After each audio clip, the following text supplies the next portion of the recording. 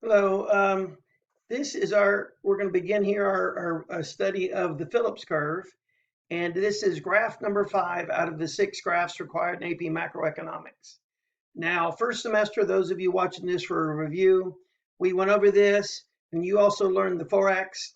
But what's happened now with the coronavirus is the College Board is truncated the amount of stuff you need to know on the exam. So you don't no longer need to know the Forex. So second semester, this is as far as you're going to get is the Phillips curve with graph number 5. It's a very important graph, and it's unique because it's the only other graph other than ADSRAS, which is the most important graph. This is the only other one that shows a recession, an inflationary gap, and long run and short run equilibrium.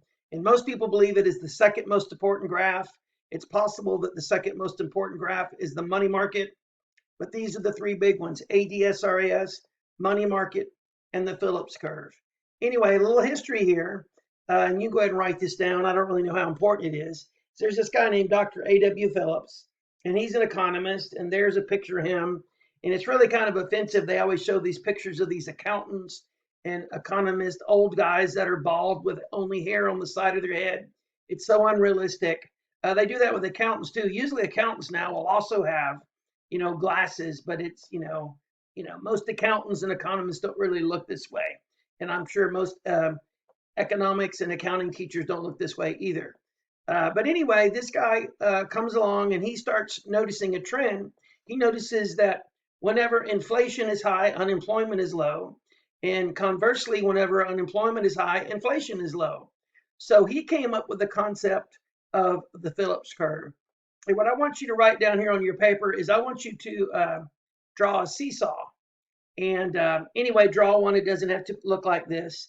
And I hope sometime in your life you have been on a seesaw. I haven't been on one in like 15 or 20 years. The last time, as I recall, I was walking across the playground. There's some little kid on a seesaw, and he was, crying, upset because nobody would ever get on the seesaw with him. So he said, "Hey, Mister, will you please get on the seesaw?" And I look around, and I'm like, "Are you sure?" And he goes, "Yeah, please get on the seesaw." So I did, and they're still looking for the kid. Anyway, what this guy did, I want you to think of this as a seesaw. Here's the two things he said acted like a seesaw generally, not always, but generally. Number one is inflation, and number two is unemployment. Okay, and so write these down, and we'll go ahead and learn the graph here. I will say that that little story I just told you about the seesaw obviously is not true. At least I hope it's not. Is actually a scene from a movie called Young Frankenstein, which I'm sure none of you have ever heard of or never seen. But it was a movie I used to show in my film class. It was a classic comedy based on one of the most famous horror movies of all time, Frankenstein, which was based on the book by Mary Shelley. And in the movie, the monster gets loose and he's wandering around, and this is one of the scenes they put in there.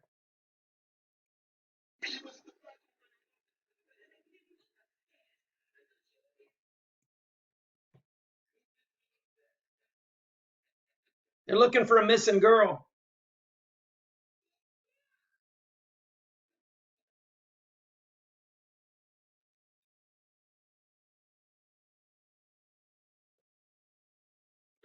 So now what we're going to do is we're going to learn how to draw this graph.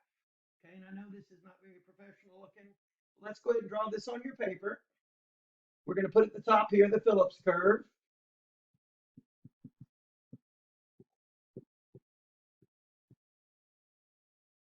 And what goes over here, it's a pretty ugly looking graph. Sorry, inflation rate. It's going to go down here is unemployment rate. And I hate the fact that I'm going to be putting this on YouTube with me just holding up that little board here, and it's going to be drawn all cross-eyed and crooked. Gosh, that looks ridiculous. But we're going to go with it because it's the best I can do.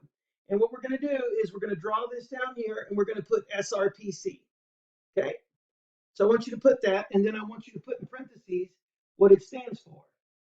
So what SRPC stands for, put this in parentheses. I'm sure you can guess it. Why don't you go ahead and guess it? What do you think the PC stands for? Stands for Phillips curve. And what does the SR or what we talk about all the time in this class, the short run. So this is going to be the short run Phillips curve. So go ahead and write that down. And then let's put the other line here. And this is going to go like this is going to be the LRPC. And what do you think that stands for? Obviously, you're right. It's long run Phillips curve. So let's go ahead and write that down here. Okay.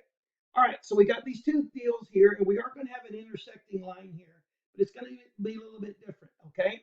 So what I want you to do here to start with is I want you to put a dot over here. Okay. And we're going to go just like this. And we're going to put IRE, which stands for the inflation rate at equilibrium. And we're going to put URE, and that's going to be the unemployment rate at equilibrium. Okay? And now you are going to have to memorize this when you do your next set of essays, which is going to be Friday. You're going to have to know how to do this, okay? And hopefully I'm going to run a little bit better than I did today's essays. It's Wednesday as I'm recording this, but I hope to have this ready for you on Thursday. But anyway, inflation rate and unemployment rate. Now I want to point something out to you here. There's three places there's three places you can put this dot here. You can put it here, you can put it here, and you can put it over here. And those three different places are going to show you a recession, an inflationary gap, and also long and short run equilibrium. And I'm just going to tell you long and short run equilibrium, which if you remember from the ADR-SRES, is where the two lines intersect over the straight line. Okay? In this case here, so if that's long and short run equilibrium on the ADSRAS.